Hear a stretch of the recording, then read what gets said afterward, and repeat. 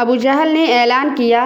جب نبی کریم صلی اللہ علیہ وآلہ وسلم ابو بکر صدیق رضی اللہ تعالیٰ عنہ کو لے کر ہجرت کے وقت مکہ سے روانہ ہوئے تو ابو جہل نے اعلان کیا کہ جو شخص ان دونوں کا سر لائے گا اس کو 200 اونٹ انعام میں دیے جائیں گے۔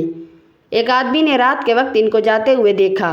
وہ گھوڑے پر سوار ہو کر ان کے پیچھے دوڑا اور ان تک پہنچ گیا۔ جب اس نے حضور صلی اللہ علیہ وآلہ وسلم کو بسم اللہ الرحمن الرحیم۔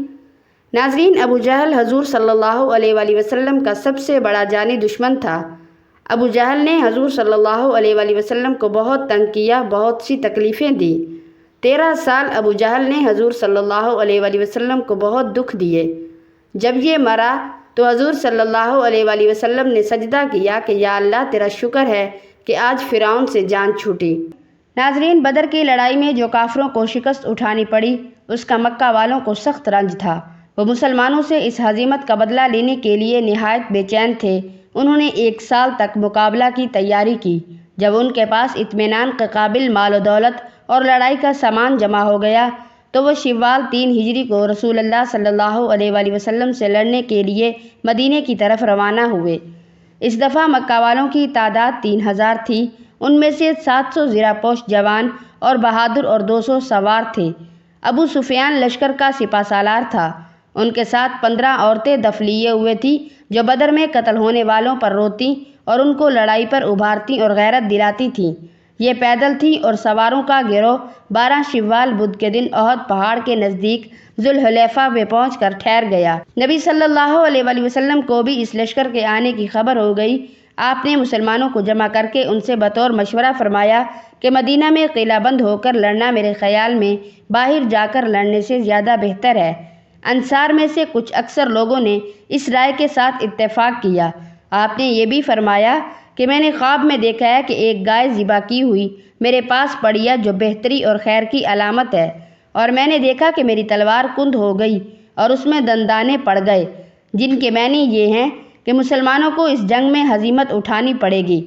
پھر یہ بھی دیکھا کہ میں نے اپنا ہاتھ مضبوط زرہ میں چھپا لیا ہے، وہ زرہ مدینہ ہے، اس لیے مدینہ میں رہنے سے میرے نزدیک امن رہے گا اور اس سے باہر نکلنا خطرے سے خالی نہیں ہے۔ لیکن بعض جوشیلے اور نوجوان مسلمانوں نے اس رائے سے اختلاف کیا۔ وہ مدینہ سے باہر میدان میں نکل کر لڑنا چاہتے تھے۔ نعمان بن مالک انصاری رضی اللہ تعالیٰ عنہ نے عرض کی، یا رسول اللہ، آپ ہمیں درجہ شہادت کے حاصل کرنے سے نہ روکیے اور کھلے میدان میں کافروں سے لڑنے کی اجازت دے دیجیے۔ رسول اللہ صلی اللہ علیہ وآلہ وسلم نے ان لوگوں کے اصرار پر مدینہ میں لڑنے کا فیصلہ کر لیا۔ چنانچہ آپ 700 آدمیوں کی جمعیت لے کر 14 شوال 3 ہجری کو بعد نماز جمعہ مدینہ سے باہر نکلے۔ اس مہینہ کی 15ویں تاریخ کو ہفتہ کے دن صبح سویرے احد پہاڑ کی ایک گھاٹی کے قریب اتر پڑے۔ مسلمانوں کی اس لشکر میں 50 تیر انداز اور 50 سوار تھے اور باقی ساری فوج پیدل تھی۔ حضرت عبداللہ بن عباس رضی اللہ تعالیٰ عنہ فرماتے ہیں، لڑائی شروع ہونے سے پہلے مسلمانوں کو فتح اور کامیابی کی خبر دینے کے لیے یہ آیت نازل ہوئی۔ ترجمہ: اگر تم نے صبر و تحمل سے کام لیا، اللہ اور اس کے رسول کی نافرمانی نہ کی تو تمہاری کامیابی یقینی ہے۔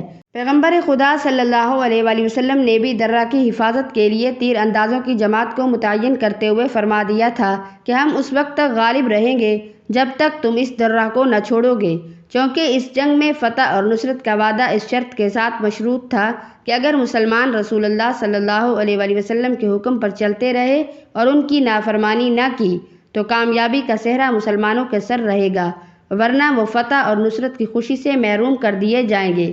اس لیے اس پیشن گوئی کے 2 حصے ہو گئے تھے۔ نمبر 1، اطاعت اور فرما برداری کی صورت میں فتح اور کامیابی۔ نمبر 2، رسول اللہ صلی اللہ علیہ وآلہ وسلم کے حکم کو نہ ماننے اور اس کی خلاف ورزی کرنے کی وجہ سے شکست کا ہونا۔ یہ 2 پیشن گوئیاں تھیں جو اس جنگ میں پوری ہوئیں۔ چنانچہ جب رسول اللہ صلی اللہ علیہ وآلہ وسلم اپنی جماعت کے ساتھ احد پہاڑ کے قریب اترے تو اپنے تیر اندازوں کی جماعت کو درہ کی حفاظت کے واسطے متعین فرمایا تاکہ مخالفین کا لشکر مسلمانوں پر پیچھے سے حملہ نہ کر سکے، اور عبداللہ بن جبار رضی اللہ تعالیٰ عنہ کو اس جماعت کا افسر مقرر کر دیا اور فرمایا کہ ہماری خواہ فتح ہو یا شکست مگر تم اپنی جگہ کو نہ چھوڑنا، اور آپ 650 کی جمعیت لے کر آگے بڑھ گئے۔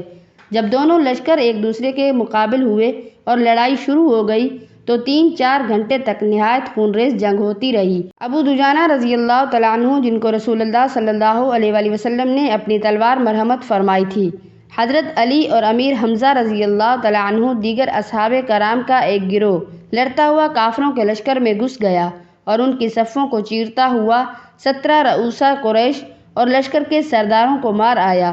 اس جرأت اور بہادری کو دیکھ کر کافروں کے پاؤں اکھڑ گئے۔ اللہ جل شانہ نے اپنی عنایت سے مسلمانوں کی مدد کی۔ مکہ والوں کو شکست ہوئی۔ عورتیں بھاگ بھاگ کر ٹیلوں پر جا چڑھیں۔ جب تیر اندازوں کی جماعت نے، جو درہ پر متعین تھی، کافروں کو بھاگتے اور مسلمانوں کو ان کا مال اسباب اکٹھا کرتے ہوئے دیکھا تو کہنے لگے کہ لڑائی ختم ہو گئی، کفار بھاگ رہے ہیں، ہمیں یہاں بیٹھنے کی کوئی ضرورت نہیں، دوسرے مسلمانوں کے ساتھ مل کر ہمیں بھی مال غنیمت اکٹھا کرنا چاہیے۔ افسر نے ان کو ہر چند روکا، مگر ان میں سے 30 آدمی نیچے اتر آئے۔ خالد بن ولید، جو مکہ والوں کی طرف سے لشکر کے ایک حصہ کی کمان کر رہا تھا، جب اس نے درہ کے محافظین کی جماعت سے خالی دیکھا تو وہ 200 آدمیوں کی جمعیت لے کر اوپر چڑھ گیا اور ان باقی ماندہ 20 آدمیوں سے لڑنے لگا۔ ابو جہل کے بیٹے اکرمہ نے تیر اندازوں کی جماعت کو خالد سے لڑتے ہوئے دیکھ کر موقع کو غنیمت جانا اور مسلمانوں پر پیچھے سے حملہ کر دیا۔ ادھر خالد بن ولید بھی تیر اندازوں کی جماعت کو شہید کر کے اکرمہ سے آ ملا۔ ابو سفیان نے جب رنگ بدلا ہوا دیکھا تو اس نے بھی سامنے سے حملہ کر دیا۔ مسلمانوں کے قدم اکھڑ گئے اور جن مصائب میں مسلمانوں کو مبتلا ہونا تھا ہو گئے، اور اس طرح ان کی فتح شکست میں بدل گئی۔ یہ اسی نافرمانی کا نتیجہ تھا جو انہوں نے نبی صلی اللہ علیہ وآلہ وسلم کے حکم کے خلاف درہ کو چھوڑنے میں کی تھی، اور لڑنے والوں کی جماعت میں بغیر ان کی مرضی کے آ ملے تھے۔ باوجود یہ کہ مسلمانوں کی تعداد قلیل تھی اور لڑائی سامان ان کے پاس مکہ والوں کے مقابلہ میں بہت تھوڑا تھا، لیکن جب تک انہوں نے کوئی کام رسول اللہ صلی اللہ علیہ وآلہ وسلم کے خلاف نہیں کیا تھا، وہ طاقتور دشمن کے مقابلہ میں کامیاب رہے۔ جب ان کے حکم کی خلاف ورزی کی تو اس کے لیے مصیبتوں کا سامنا ہو گیا، اور یہی پیشن گوئی تھی۔ اگر یہ پیشن گوئی اللہ کی طرف سے نہ ہوتی تو اس طرح ترتیب کے ساتھ حرف بحرف کبھی پوری نہ ہوتی۔ جب نبی کریم صلی اللہ علیہ وآلہ وسلم ابو بکر کو لے کر ہجرت کے وقت مکہ سے نکلے تو ابو جہل نے یہ اعلان کیا کہ جو شخص ان دونوں کو پکڑ کر لائے گا اس کو 100 اونٹ انعام میں دیے جائیں گے۔ سراقہ بن مالک کہتا ہے کہ میں نے رات کے وقت 2 آدمیوں کو جاتے ہوئے دیکھا، خیال ہوا کہ وہ دونوں جانے والے آدمی وہی ہوں گے۔ میں گھوڑے پر سوار ہو کر پیچھے دوڑا۔ اگلے دن ظہر کے وقت ان کو جا لیا۔ جب اس نے حضور صلی اللہ علیہ وآلہ وسلم کو پکڑنا چاہا تو آپ نے بد دعا فرمائی، فوراً زمین نے اس کے گھوڑے کے سم پکڑ لیے۔ قریب تھا کہ سراقہ ہمیشہ کے واسطے زمین میں غائب ہو جاتا، مگر اس نے حضور صلی اللہ علیہ وآلہ وسلم سے امن چاہا اور وعدہ کیا کہ میں اس راستہ پر کسی کو نہ آنے دوں گا۔ آپ صلی اللہ علیہ وآلہ وسلم نے دعا فرمائی، زمین نے اس کو چھوڑ دیا۔ جب واپس ہونے لگا تو آپ صلی اللہ علیہ وآلہ وسلم نے فرمایا کہ سراقہ وہ دن بھی آنے والا ہے جبکہ کسرا کے کنگن تیرے ہاتھ میں پہنائے جائیں گے۔ وہ کہتے ہیں کہ میں نے اس وقت اس بات کو گپ سمجھا تھا، لیکن میں نے یہ وقت اپنی آنکھوں سے دیکھ لیا تھا کہ جب حضرت عمر رضی اللہ تعالیٰ عنہ کی خلافت کے زمانہ میں کسرا کی دولت اور خزانے لوٹ کر لائے تو میں بھی مسلمانوں کے لشکر میں ایک سپاہی تھا، اور میں 8 ہجری میں مسلمان ہو چکا تھا۔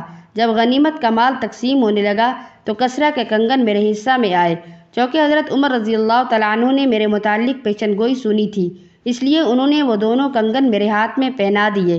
جب میں نے کنگن پہنے تو مجھے وہ وقت یاد آ گیا، اپنے خیال کی غلطی اور حضور صلی اللہ علیہ وآلہ وسلم کے ارشاد کی سچائی روز روشن کی طرح نظر آنے لگی۔ یہ شک اور شبہ محض اس لیے تھا کہ مسلمانوں کی مادی طاقت اس درجہ ضعیف اور کمزور تھی کہ اس کو دیکھتے ہوئے کبھی یہ خیال بھی نہ ہوتا تھا کہ مسلمان کسی وقت کیسر و کسرا کے مقابلے میں کامیاب ہوں گے، مگر اسی ناداری اور بے سر و سامانی میں دنیا نے دیکھ لیا کہ مٹھی بھر مسلمان کس طرح لاکھوں کے مقابلہ میں فتح مند اور کامیاب ہوئے، اور کمزور ہاتھوں نے کیوں کر طاقتور دشمن کا سر کچلا۔ یقیناً خدائی امداد ان کے ساتھ تھی، اس لیے کوئی طاقت اس وعدہ کو پورا ہونے سے نہ روک سکی۔ دعا ہے کہ اللہ تبارک و تعالی ہمیں نبی کریم صلی اللہ علیہ وآلہ وسلم کے نقش قدم پر چلائے اور ہمارا خاتمہ ایمان پر فرمائے، آمین ثم آمین۔ ناظرین، اللہ تعالیٰ کے 99 ناموں میں سے ایک نام کمنٹ باکس میں ضرور ٹائپ کریں۔